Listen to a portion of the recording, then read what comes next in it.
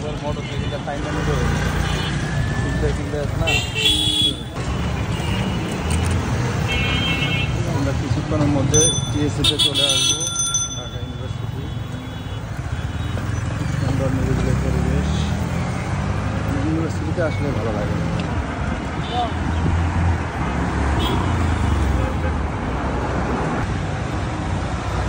এই গাড়িগুলো এখানে কেন রাখছে ওটাই বুঝলাম না, সবই বুঝলাম। অনেক মজা ছিল এই খাবার। এই যে রাজু বাস করছে না, মেট্রো রেল টিএসসি। আমরা চলে আসছি টিএসসিতে আজকে লোকজন খুবই কম, বিকেল 4টা তো এই জন্য লোকজন অনেক কম।